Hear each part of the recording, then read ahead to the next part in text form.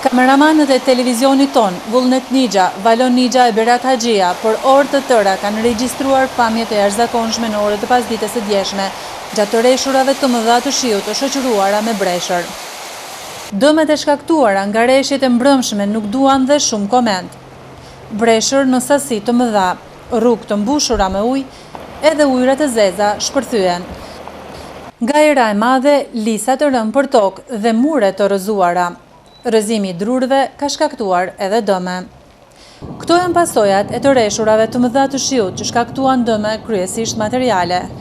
Punëtorët e fabrikës së tullave dhe tjegullave Niki S u deshën të largojnë sasinë e madhe të ujit nga fabrika, e cila doli jashtë funksionit nga sasia e madhe e ujit. Hiç më mirë nuk ka shpëtuar as spitali Mim, aty janë shkaktuar dëme materiale që prekin shifra marramense. Ndërkaq, zyrtarët e drejturisë për mbrojtje dhe shpëtim, së bashku me udhëheqës komunal kanë dalë mbrëm dhe sot në teren për të bërë evidentimin e gjendjes. Dame ka mjaft.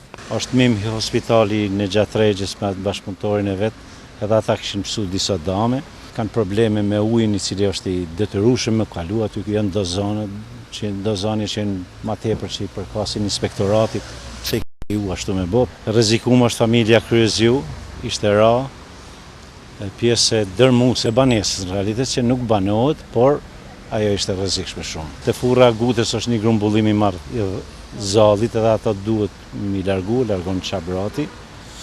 Kurse në rrugën Dërgut Vokshi janë të hapura 4 rrima, aty ka flenj dheu. Ajo është diçka tash për territori tjetër, po s'është me rëndësi, duhet të intervenohet se kishte dalë policia i ka mbyll rrugën në 2 anë, domethënë ka qenë një rrezik më i madh. Në teren dolën edhe ekipet e kompanive publike Radonici e Çabrati, të cilët pa ndërprerë kanë bërë evakuimin e sasisë së ujrave të zeza dhe baltës. Por kjo është njëra nga shtëpitë e shumta që ka pësuar më së shumti nga rebeshi i shiut. Ndërkaq, në pamundësi për të regjistruar në çdo skut të Gjakovës, sipas të gjitha informacioneve, shumë shtëpi janë vërshuar nga uji ose kanë pësuar dëme të ndryshme materiale.